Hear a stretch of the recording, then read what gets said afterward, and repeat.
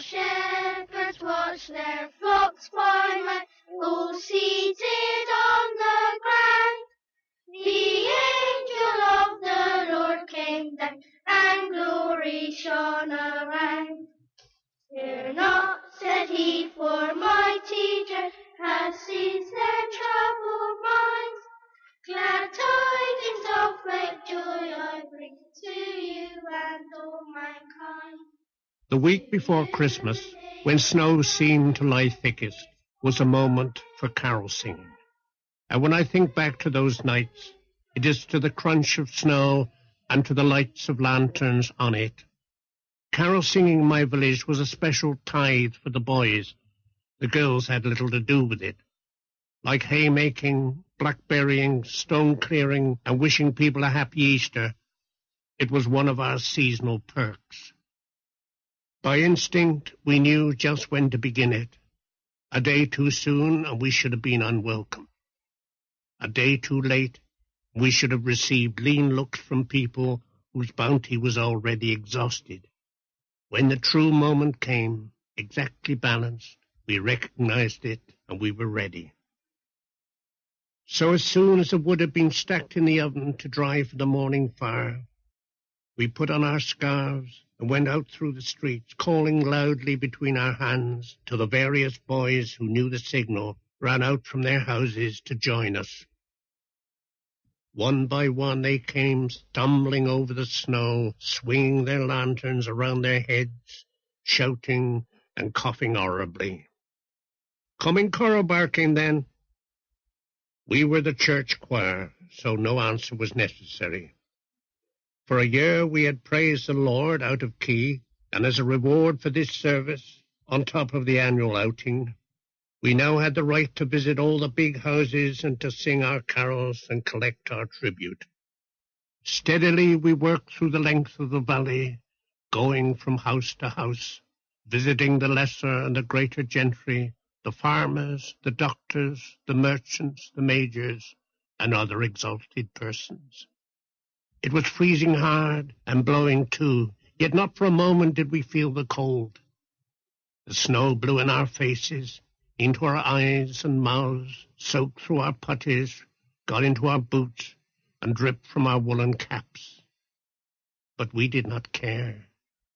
The collecting box grew heavier, and the list of names in our book longer and more extravagant, each trying to outdo the other.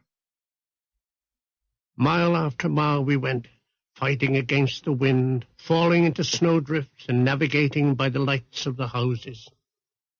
And yet we never saw our audience. We called it house after house.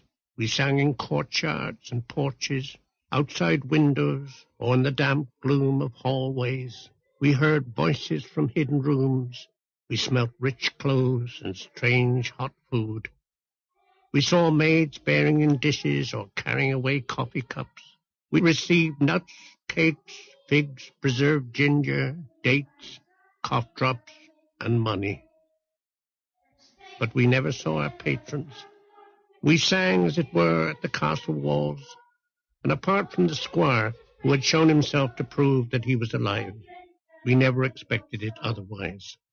Glory be to God on high, and to the earth be peace. Goodwill henceforth from heaven to men, begin and never cease. My carol singing experiences in the village of Slad in the 20s were very different from those of Humphrey Phelps and his fellow carolers around the farms of Blaisdon and Westbury-on-Severn during the dark years of the Second World War. The blackout ensured that there were no house lights to guide them, but undaunted, they stumbled from one darkened farmhouse to the next. I remember the keen air which reddened our faces and brought a glow to our cheeks, the tang of frost, grass verges of the lanes crisp and white, the darkened houses with darkened doorways as they opened, and the welcome from within. The mugs of sharp cider at the farmhouses, the farmers were generous with this, and with the boys it was a matter of honour to drink as much of it as was offered. Any other form of alcohol would have been strictly forbidden, but cider, for some reason, was regarded as innocuous, even by those whose experience should have taught them otherwise. If the sound of our singing in the lanes is still there, I can only hope it is improved with the passing years. The girls sang well enough, but the boys were indifferent at best, raucous at worst as the night progressed. We did, however, pride ourselves on our spirited rendering of Good King Wenceslas. How we bellowed, "Bring me flesh and bring me wine," and stretched cruel to a length that was itself cruel. We would have sung Wenceslas at every house and drowned the more melodious voices, but the girls wisely insisted upon singing other carols as well. They not only sang better, they behaved better, taking to walking ahead of us while we dawdled and sang secular songs between the often distant houses. The line of "Show me the way to go home" that went, "I had a little drink about an hour ago," proclaiming the obvious. Someone who missed the carol singing and all the festivities of Christmas in the Cotswolds during the First World War was the Gloucestershire poet and musician Ivor Gurney. In a letter written home to his friends in 1915 from his camp in Chelmsford, Essex, he mused on the things he would be missing. "My dear Winnie, what a funny Christmas this'll be, away from everything in the way of children and ping-pong. Anyway, I shall be feeling much better this year than last, and not such a drag on the entertainment as then, for we simply must get up some sort of entertainment in this dead-alive unfortunate hole. Either 4 or 8 of us are plotting how to make believe that army life may be made jolly about Christmas time. We'll do it, somehow, unless they stick us on guard, or the extremely military operation of picking up paper.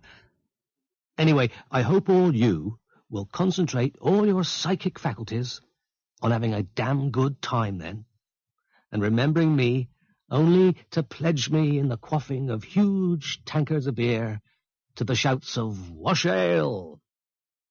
Let the ancestral hall of St. Michael and its stately keep and barbican echo to the sound. Epic on the celebration of the Mass of Christ. Kinkering kongs do ping their pongs, and title takers get stomach achers. Tell tales all round again. Put your hands on each other's backs and count the shivers. Judge each ghost tale not only by the frequency of the shivers, but also by their duration and wobbliness. Goodbye, dear, and best wishes. Yours affectionately, Ivor. Homecomings were the highlight of Christmas for the poet Leonard Clark. Leonard was a child in Sinneford at the turn of the century, whilst his older brother was away working in the grocery trade in London, which may explain why his arrival home on Christmas Eve was awaited with such eagerness. One of my recollections is of a Christmas Eve when Mother and I were waiting for my brother to arrive from London. We sat in our kitchen, bright with holly and ivy, and smelling sweet from the paraffin lamp, before a fire which, glutted with logs, blazed its glory halfway up the chimney. The lamp shed its soft crystal light on the tablecloth, upon which had been laid a late supper of bread and cheese, butter, and homemade chutney. The beauty of that table was in its simplicity, and it was not for nothing that a Christmas rose had been placed in a blue china vase, just at that spot where the light finished and the dark began. I can remember how suddenly we heard the click of the latch of the gate, and then quick footsteps crunching the powdered snow. We both rose to our feet in all expectancy. "Is that you?" said Mother. "It's him!" I shouted, forgetting my grammar in the tide of feeling that swept over me. The door opened, Broken icicles tinkled on the stone paving, and there was my brother. I can see him now.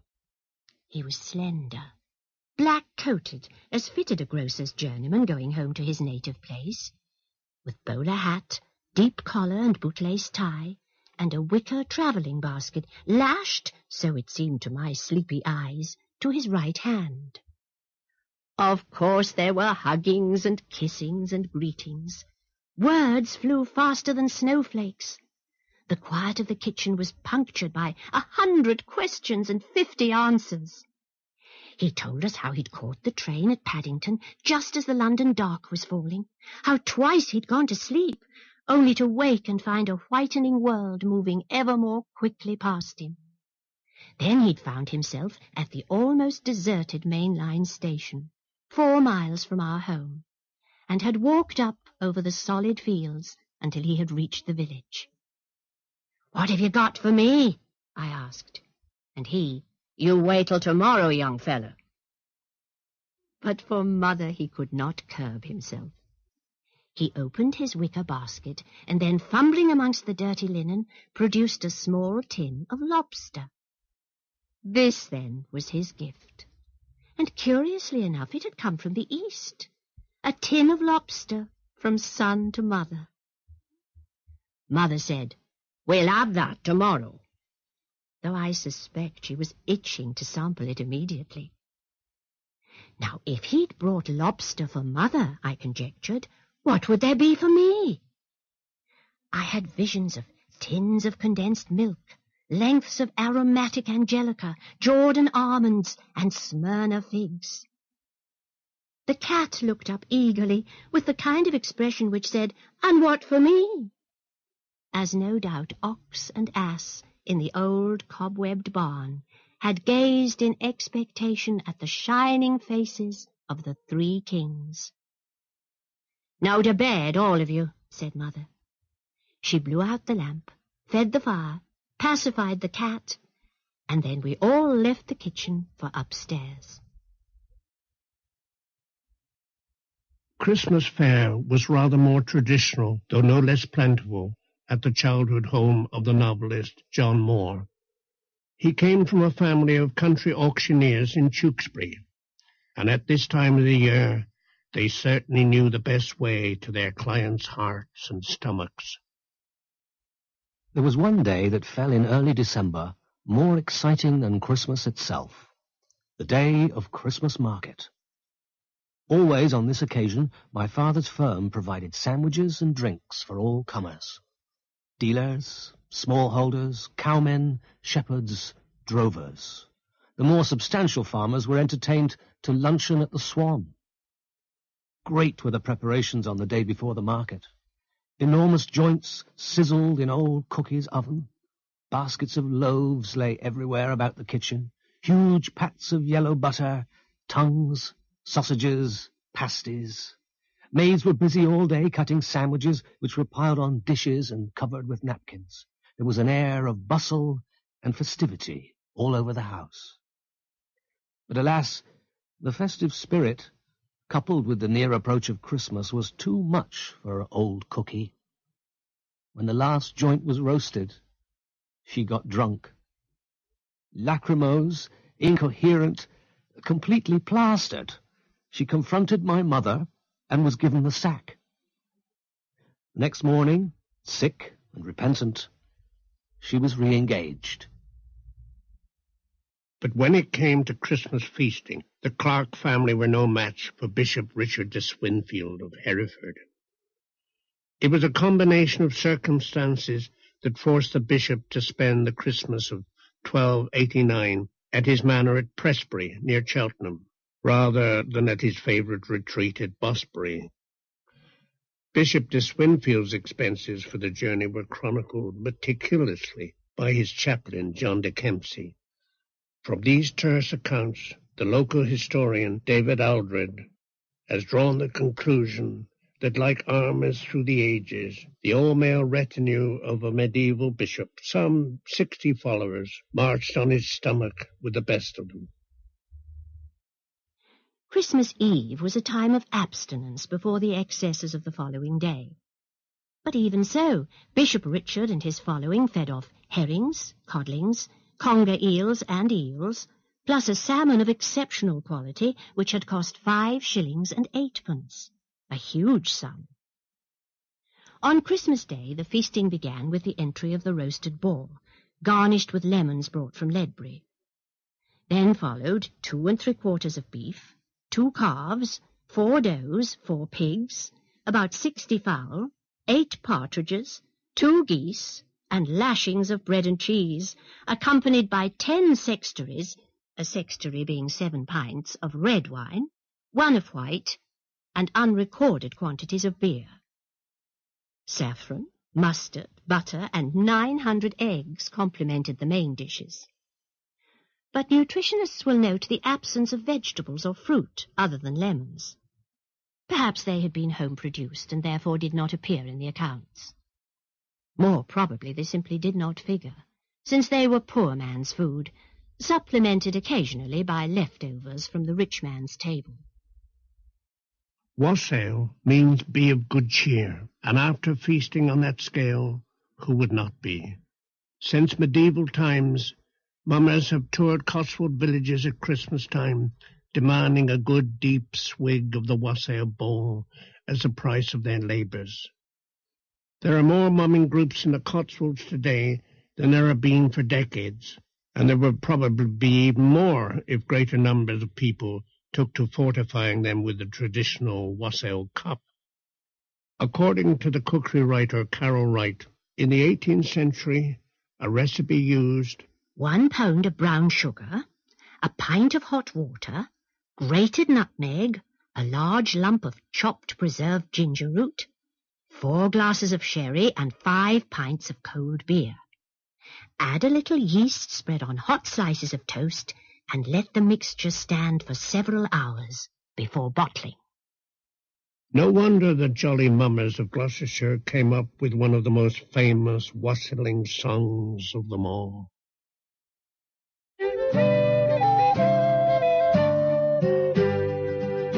Wassail, wassail all over the town. Our toast it is white and our ale it is brown. Our bowl it is made of the white maple tree. We be good fellows all, I drink unto thee. Here's to Dobbin and to his right dear. God send our maester a happy new year. A happy new year as they did see. With my wassailing bowl I drink unto thee. Here's to Captain and to his right eye. God send our mistress a good Christmas pie. A good Christmas pie as e'er she did see. With my wassailing bowl I drink unto thee. Here's to Phil Pale and to her long tail. God send our maester us never may fail. Of a cup of good beer I pray you draw near, and then you shall hear our jolly wassail. Be here any maids, I suppose here be some. They will not let young men stand on the cold stone. Sing hey, oh maid, come throw back the pin, and the fairest maid in the house let us all in. Come butler, come bring us a bowl of your best. I hope your soul in heaven may rest. But if you do bring us a bowl of the small, then down for butler, bowl and all. Wassail, wassail all over the town. Our toast it is white and our ale it is brown. Our bowl it is made of the white maple tree. We be good fellows all, I drink unto thee. So far as I know, the dozen members of the East Compton Band, who experienced one of the most celebrated mass hauntings of the interwar years, had not been hitting the wassail cup, though their carolling was certainly badly affected by the White Lady of Overcourt, a gaunt and gabled Elizabethan mansion in the Severn Vale near Almondsbury. "What's the matter with the band tonight?" a farmer asked. "We just seen the White Lady," they chorused a bit shamefacedly. "Aye, it sounds like it as well," the farmer replied. All that was 50 years ago or more, when Colin Howard, author of Cotswold Days, was rubbing shoulders with men like Old Corder in the spit and sawdust pubs of Gloucestershire in the 30s. Old Corder was trying to sell me a bunch of mistletoe in the pub last night. "'Tis just what thee wants for Vicky Cottage o' thine," he told me. I didn't ask him what he meant by that.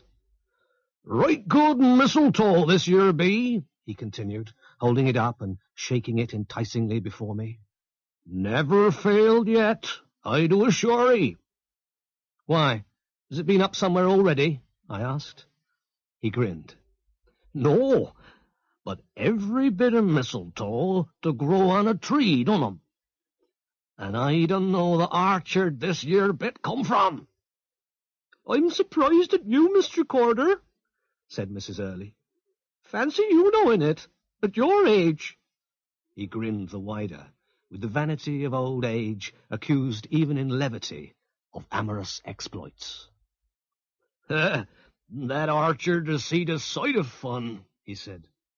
"'Tis a wonder the trees did bear a single apple this year, the way them young things did shake the blossom off." The pub was looking very attractive last night, with a great fire rivaling the oil lamp with its flickering flames, and holly stuck everywhere it would go, and gay paper chains festooning the ceiling. There was Christmas in the air. The very beer seemed to taste more festive.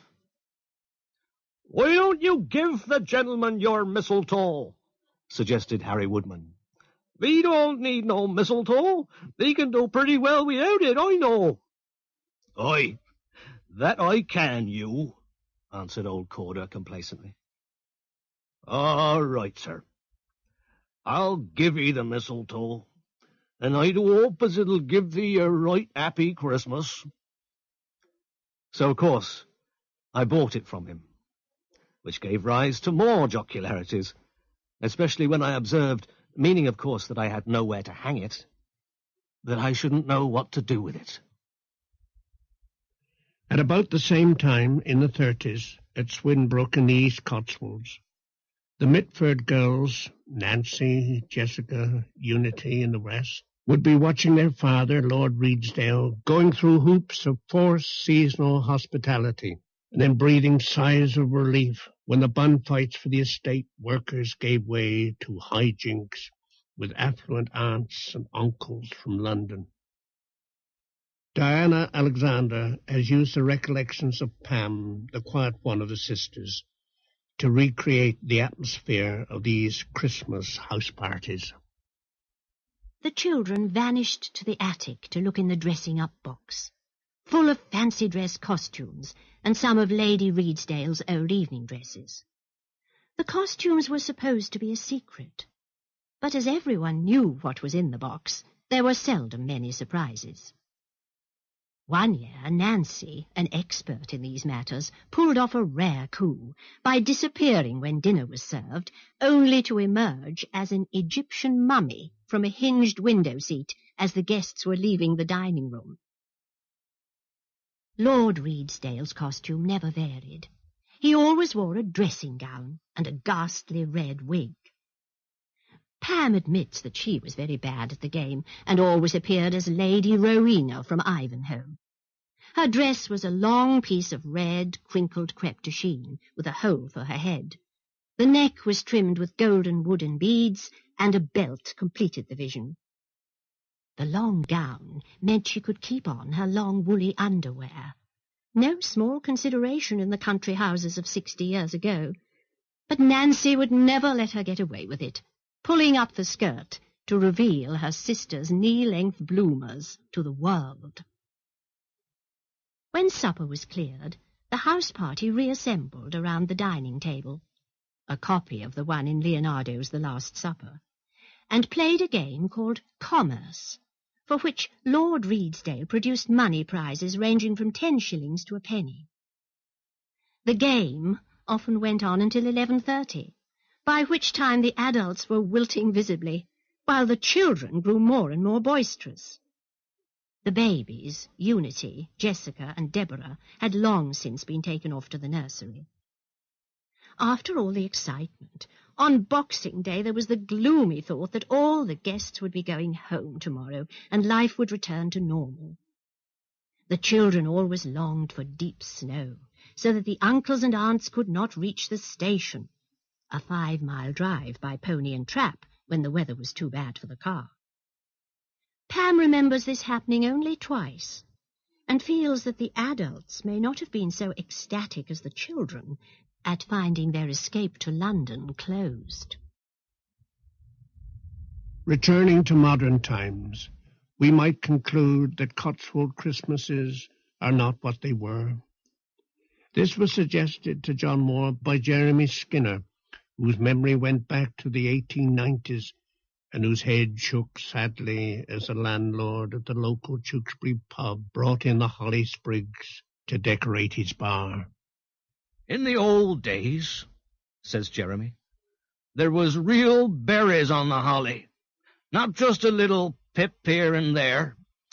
You could scarce see the leaves for red berries. That was because winters were harder then. Nature provided the berries as food for the birds.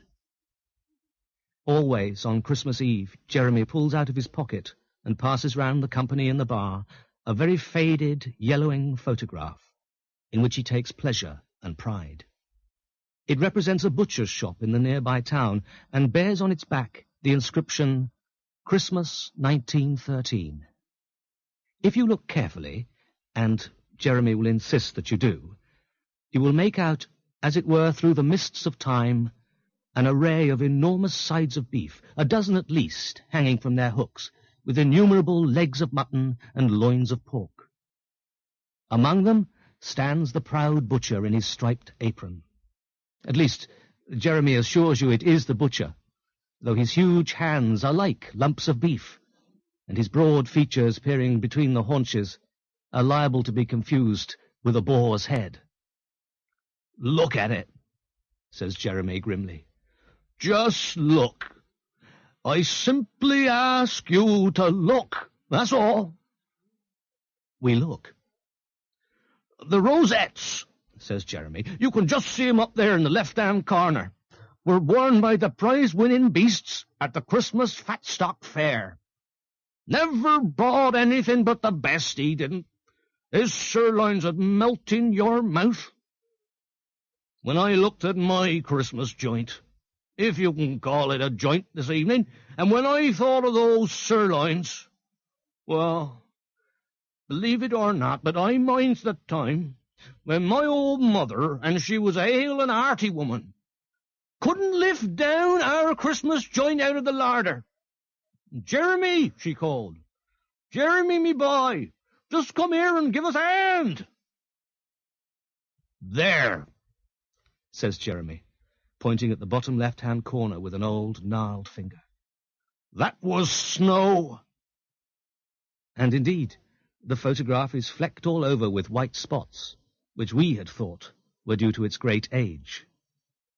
"Snow," repeats Jeremy firmly.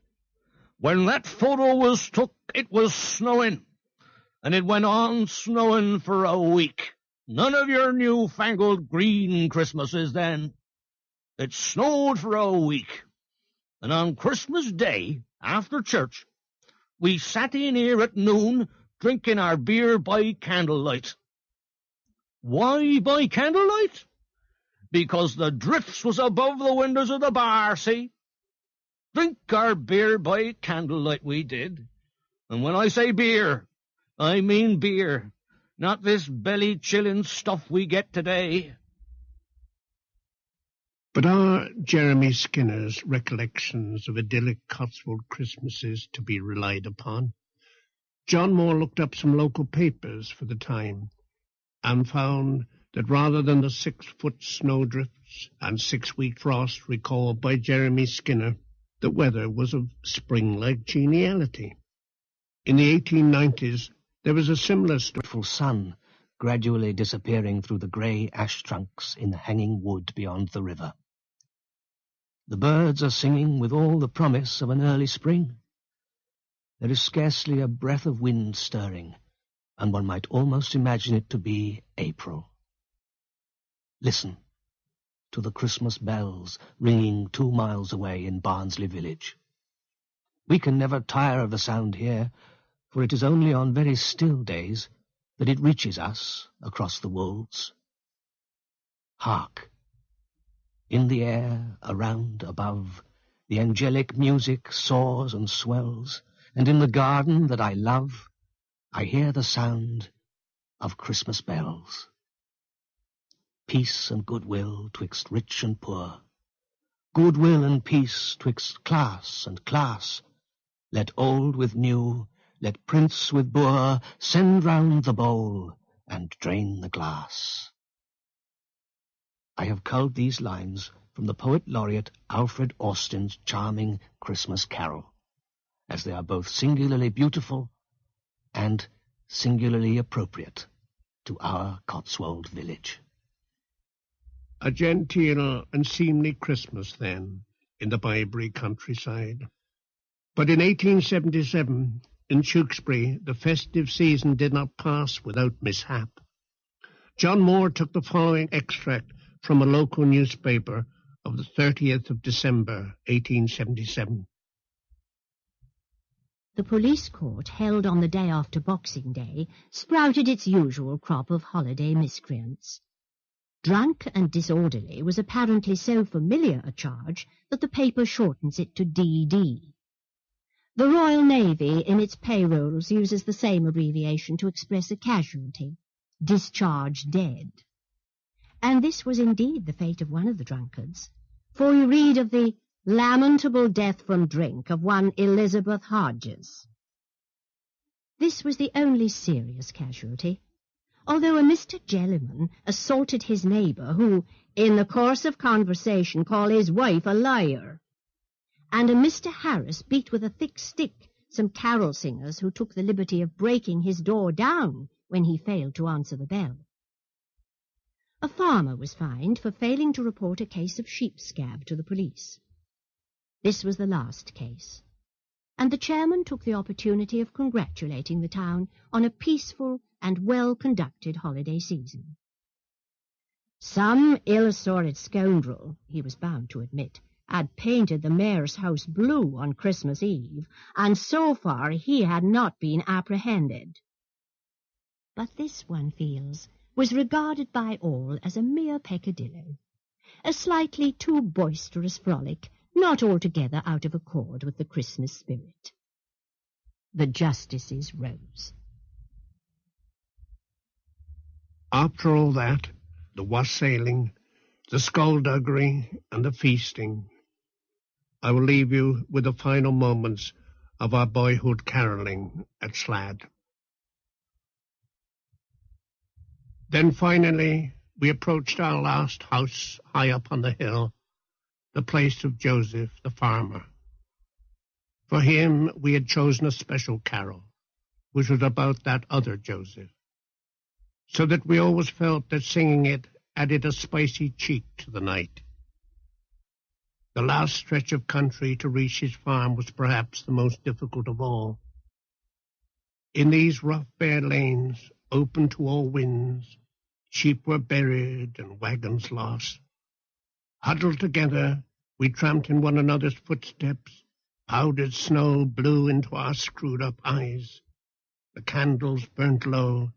Some blew out altogether, and we talked loudly above the gale. Crossing at last the frozen mill stream, whose wheel in summer still turned a barren mechanism, we climbed up to Joseph's farm. Sheltered by trees, warm on its bed of snow, it seemed always to be like this. As always, it was late. As always, this was our final call. The snow had a fine crust upon it, and the old trees sparkled like tinsel. We grouped ourselves round the farmhouse porch. The sky cleared, and broad streams of stars ran down over the valley and away to Wales. On Slad's white slopes, seen through the black sticks of its woods, some red lamps still burned in the windows. Everything was quiet. Everywhere there was the faint, crackling silence of the winter's night. We started singing, and we were all moved by the words and the sudden trueness of our voices. Pure, very clear and breathless, we sang. As Joseph was a-walking, he heard an angel sing, "This night shall be the birth time of Christ, the heavenly King. He neither shall be born in housen, nor in hall, nor in a place of paradise, but in an ox's stall." And 2,000 Christmases became real to us then. The houses, the halls, the places of paradise had all been visited. The stars were bright to guide the king through the snow, and across the farmyard we could hear the beasts in their stalls. We were given roast apples and hot mince pies. In our nostrils were spices like myrrh, and in our wooden box, as we headed back for the village, there were golden gifts for everyone.